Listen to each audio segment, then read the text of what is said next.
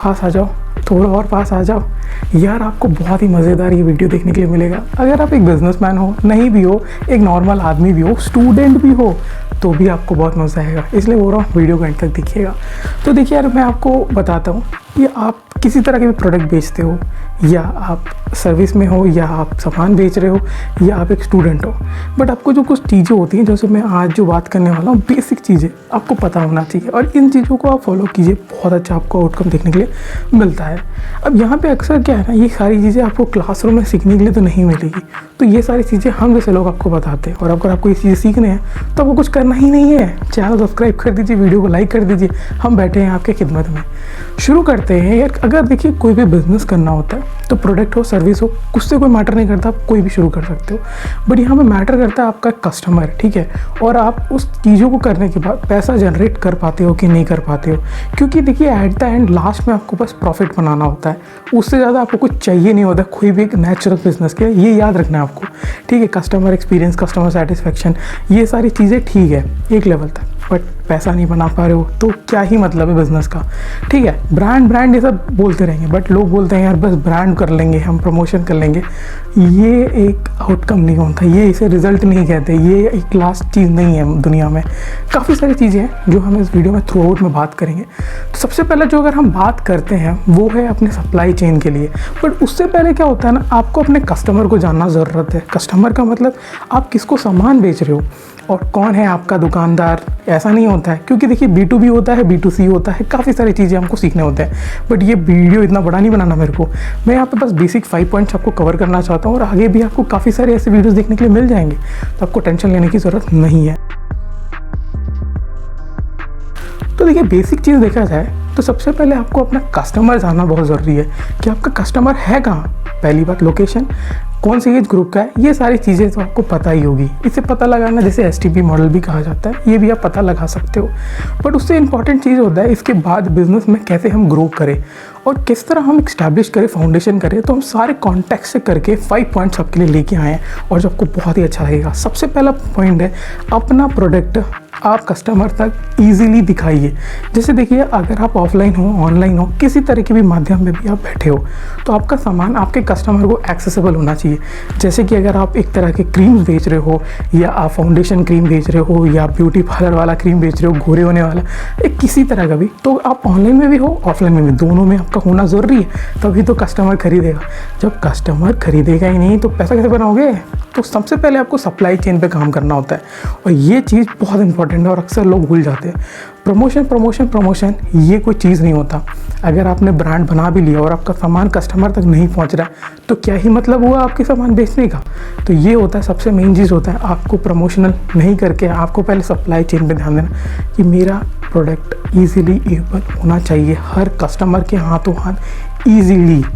Second चीज़ आता है यार रेवेन्यू। यार पैसा नहीं बनाओगे तो क्या मिलेगा एक बिजनेस से, कितने दिन तक लॉस में चलाओगे बिजनेस।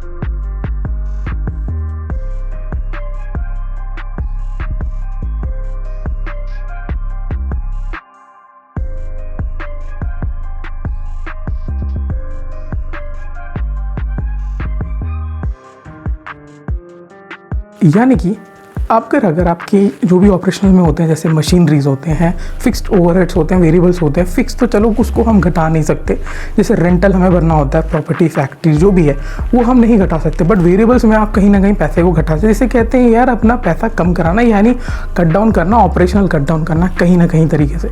अब इससे आपका क्वालिटी ऑफ सर्विस या क्वालिटी ऑफ प्रोडक्ट रिड्यूस नहीं होना चाहिए, ये भी आपको ध्यान रखना है। तो इन चीज़ों को ध्यान रख के पैसे को ऑपरेशनली रिड्यूस करने की कोशिश कीजिए, यानी कि ले दे के एक ही भाषा में अपने एक्सपेंस कम करने की कोशिश कीजिएगा। एक्सपेंस जितना ही कम होगा, प्रॉफिट अगर आप कर भी रहे हो ना तो थोड़ा ही प्रॉफिट रहेगा, बट प्रॉफिटेबल तो रहोगे ना। एट द एंड आपके अकाउंट्स में पैसे होने चाहिए, कोई भी बिजनेस बनाओ, पैसा होना बहुत ज़रूरी होता है हर बिजनेस में।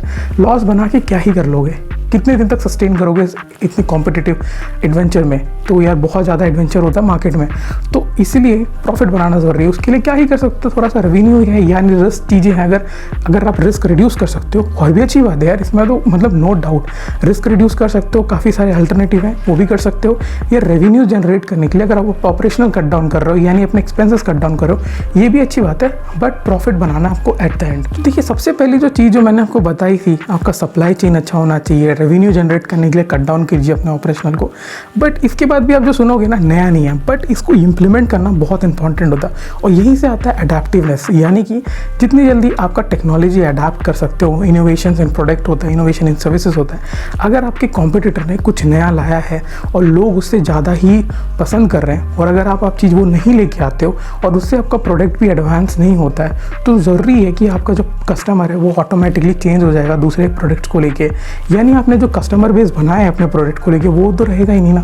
तो आपको यहाँ पे मेन चीज़ जो है, आपको इनोवेशन में भी ध्यान देना है अपने प्रोडक्ट्स को लेके, जैसे हम R&D भी कहते हैं, और बिग अमाउंट्स ऑफ मनी भी यूज़ किया जाता है इस R&D डिपार्टमेंट में। बट ये काफ़ी बड़े बड़े ब्रांड्स इस पर यूज़ करते हैं। बट यहाँ पे मेन चीज़ है कि छोटा छोटा चेंज भी आपके प्रोडक्ट को सस्टेन कर सकता है मार्केट में। छोटा छोटा चेंज बहुत इंपॉर्टेंट रोल प्ले करता है। और कोई बड़ा चेंज आ रहा है तो जल्दी ही R&D करके, एनालिटिक्स यूज़ करके, और उसको देखिए कि क्या कस्टमर इसे यूज़ करना चाहना चाहेंगे, फ्रेंडली यूज़र है कि नहीं। तो इसे अडेप्टिवनेस कहते हैं। जैसे कि अगर एग्जाम्पल के तौर पर अगर हम बात करेंगे, तो नोकिया और सैमसंग बहुत ही पुराना हो चुका है। अगर आप देखोगे तो यार इसके ही केस स्टडी, इसी के नाम पे आप कितनी बार सुने होंगे कि नोकिया ने जल्दी जल्दी एंड्रॉयड नहीं लिया, टच स्क्रीन नहीं लिया, काफ़ी सारे फीचर्स नहीं लिए, इसलिए नोकिया देखने के लिए नहीं मिलता है। बट हालांकि ये पुराने चीज़ें हैं, बट ये बहुत इंपॉर्टेंट आज भी रोल प्ले करते हैं। काफ़ी इंडस्ट्रीज जल्दी अडाप्ट कर लेती हैं, बट काफ़ी नहीं कर पाती, तो वो सस्टेन भी नहीं कर पाती हैं अगर आप ध्यान से देखोगे तो। अभी जो हम बात करने वाले हैं ये बहुत इंपॉर्टेंट होता है, बट अक्सर लोग इसे देखते नहीं है, सोचते नहीं है क्या ही बोल रहा है। बट कस्टमर एक्सपीरियंस बहुत इंपॉर्टेंट रोल प्ले करता है। अगर आप एक प्रोडक्ट बेच रहे हो या आप सर्विसेज दे रहे हो, क्योंकि देखिए अगर आप प्रोडक्ट बेच रहे हो तो आपका प्रोडक्ट थ्रू आउट उसकी एक्सपायरी बोले या हम उसके कंजप्शन तक उस प्रोडक्ट को अगर हम ध्यान से देखेंगे तो वो कैसा काम कर रहा है। जैसे कि एग्जांपल के तौर पे अगर एक सर्विस इंडस्ट्री चला रहे हो, कस्टमर कितने टाइम स्पेंड किया आपके प्रोडक्ट पे, यानी कितने टाइम आपने सर्विसेज सरेंडर किया है, उसके एक्सपीरियंस बहुत इंपॉर्टेंट रोल प्ले करते हैं। तभी वो कस्टमर रिटेंशन, आपको ज़्यादा पैसा लगाने की ज़रूरत नहीं है। और देखिए यहाँ पे कस्टमर लॉयल्टी तो होती ही है, और लॉयल्टी के लिए आपको कुछ ज़्यादा करना नहीं होता है। आप प्रोग्राम्स रन कर सकते हो, जैसे रिडीम प्रोग्राम बोलते हैं, जैसे हम कूपन कोड होते हैं, जिसमें मतलब कस्टमर लॉयल तो रहेगा ही, क्योंकि उसे आप डिस्काउंट दे रहे हो। तो ये भी इंपॉर्टेंट होता है कि आपको ये जानना जरूरी है कस्टमर एक्सपीरियंस क्या है, यानी कि प्रोडक्ट बेच रहे हो तो उस प्रोडक्ट को लेके उसका क्या बिहेवियर है, ठीक है। और सर्विसेज में भी आपको देखना है किस तरह मैं कस्टमर को बहुत ही अच्छी तरीके से, मतलब सरल तरीके से मैं कस्टमर को सर्व करूं और वो अच्छा खासा कस्टमर फीडबैक भी मुझे देके जाए। अब जाके आता है यार सबसे इम्पॉर्टेंट, जो लोग सोचते हैं यार यही है और कुछ नहीं है, वो है ब्रांड। तो देखिए यार यहाँ पे आपको ये चीज़ समझना ज़रूरी है कि यार देखो, ब्रांड हो या नॉन ब्रांड हो, आपके पास पैसा होना चाहिए। मैं इसी चीज़ से स्ट्रिक्ट रहूँगा थ्रू आउट द वीडियो, जैसे आपने सुना होगा। तो देखिए ब्रांड बनाने के लिए पैसा तो चाहिए, नो डाउट। आपको कैंपेन रन करने पड़ेंगे, आपको कस्टमर के माइंड में वो घुसेड़ना है कि आपका ब्रांड सस्टेन करता है मार्केट में, ठीक है। इससे कब ये क्या है, मतलब देखोगे तो सब कुछ इंटरलिंक है, एकदम चेन की तरह। देखो मतलब ऐसे चेन है, अगर आप सामान जल्दी दिखा रहे हो, यानी आपका सामान ईजिली अवेलेबल है आपके दुकानों में नियर बाय कस्टमर के, तो आपका ब्रांड जल्दी ही क्रिएट होगा इससे भी।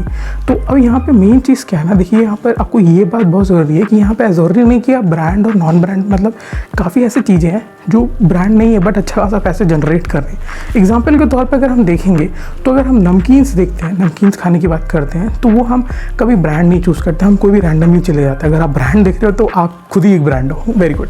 तो देखिए सिंपल सा बात है, यहाँ पे ऐसा ज़रूरी नहीं है ब्रांड और ज़रूरी है नहीं नॉन ब्रांड।